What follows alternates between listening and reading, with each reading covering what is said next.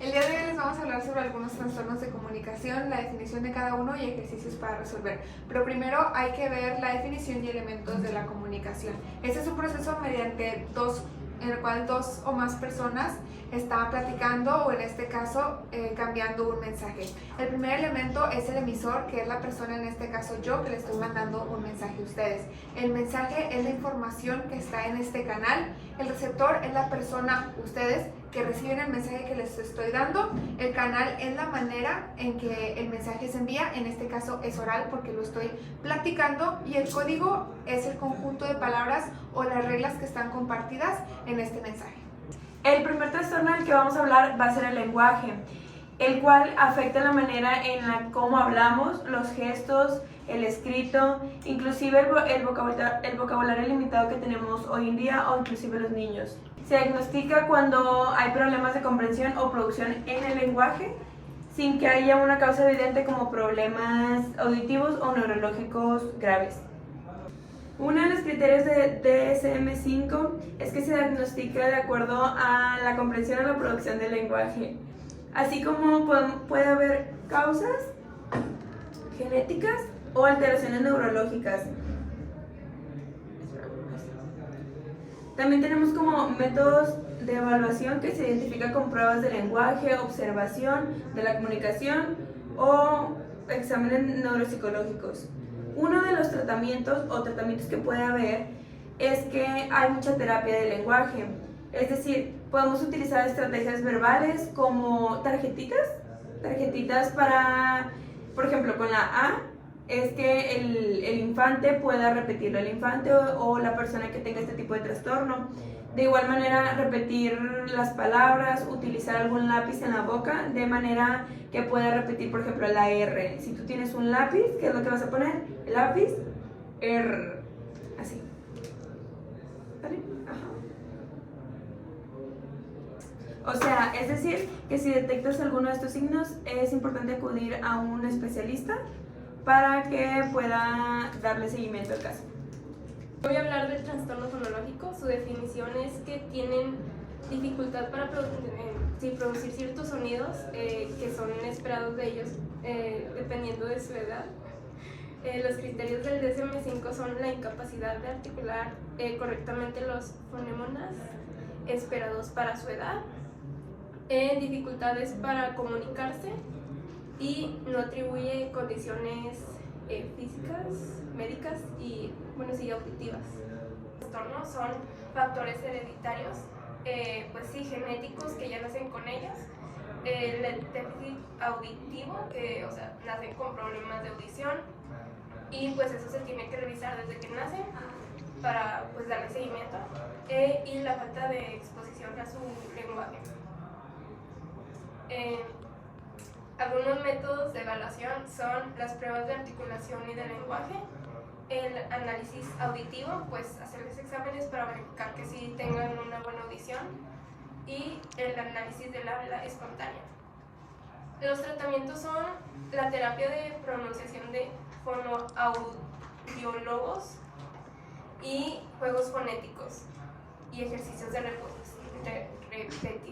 Uno de fonólogos, sí.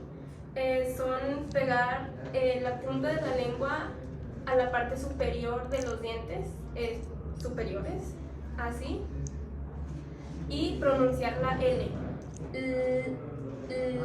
Vas a sentir que la lengua se estira y pues eso significa que lo estás haciendo bien.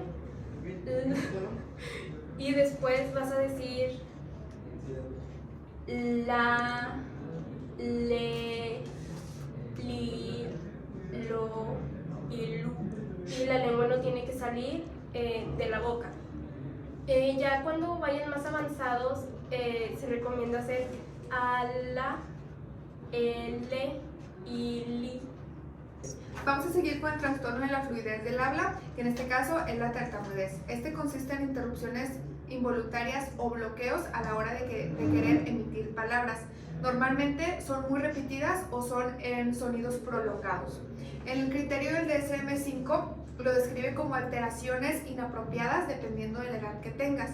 También se viene como una ansiedad o evitación a la hora de comunicarse, es decir, que estas personas tienden a no ser unas personas muy comunicativas con los demás, se prefieren quedar callados por lo mismo de que les da ansiedad tener esta problemática. También ahorita está como un déficit que no es explicable por lo neuronal. Okay. Algunas de las causas y factores que también ven en el DSM-5 son los genéticos o los neurológicos, es decir, que muchas veces puede ser que venga, que sea heredado por alguien de tu familia, pero todo esto tiene un tratamiento. También puede ser producido por el estrés y la ansiedad. Si eres una persona que pasa mucho estrés o mucha ansiedad durante varios meses de su vida, o que es un estrés extremo, también se te va a empezar a complicar o vas a empezar a tener bloqueos a la hora de querer hablar.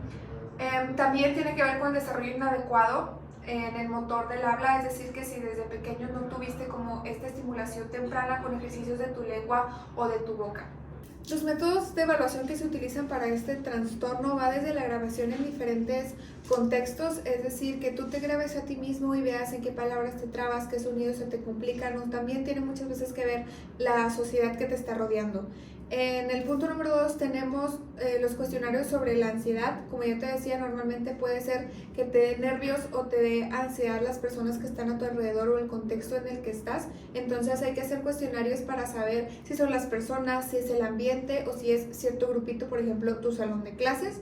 Y el punto número 3 tenemos la evaluación de la velocidad y la fluidez a la hora de hablar. Habemos gente que hablamos o leemos muy rápido y a veces se nos complica o se nos cuatrapean las ideas con lo que queremos decir que salga de nuestra boca, pero estamos pensando al mismo tiempo, y eso también tiene que ver con que nos empezamos a trabar. Tenemos 3 tipos de tratamientos diferentes, que son técnicas de relajación y el control de la respiración, que ahorita vamos a hacer un ejercicio de eso. El punto 2 tenemos terapia del habla para mejorar el ritmo y la fluidez, hacer todas estas pausas, abrir bien la boca, hacer todos los fonemas en específico como se deben. Y el punto 3, la terapia cognitivo-conductual, que en este caso ya sería algo más psicológico para reducir la ansiedad que mencionábamos antes. Los ejercicios para reducir la tartamudez vienen mucho y tienen que ver con la respiración. Entonces, primero, un ejercicio de respiración voluntaria, es decir, que tienes que estar dando cuenta de que estás haciendo el ejercicio. Manos a la cadera, levantas los hombros, abres el tórax y hay que hacer los siguientes movimientos voluntariamente. Inhalas por la nariz, gran inhalada, exhalas por la boca. Y esto lo puedes hacer repetidas veces. Ok, vamos a seguir con el ejercicio del beso. Esto es para los movimientos que normalmente se nos bloquean a la hora de la tartamudez. Es como simple. 5 veces, ¿ok? Súper relajada tu cara.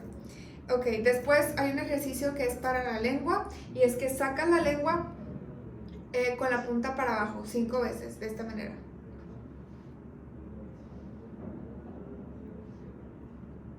El segundo ejercicio es básicamente igual, pero con la punta de la lengua para arriba. Intenta tocar hasta la punta de tu nariz. Muy bien. Vamos a seguir adentro de la boca con la lengua y vamos a hacer círculos.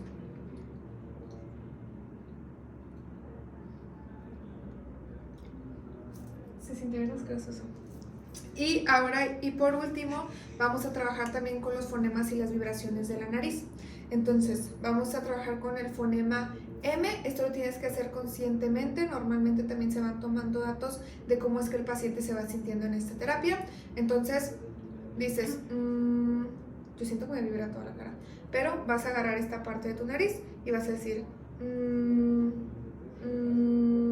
Con estos ejercicios se pueden hacer circuitos de 5 repeticiones, 3 repeticiones, y también poniendo entre cada ejercicio el ejercicio de respiración que practicamos antes.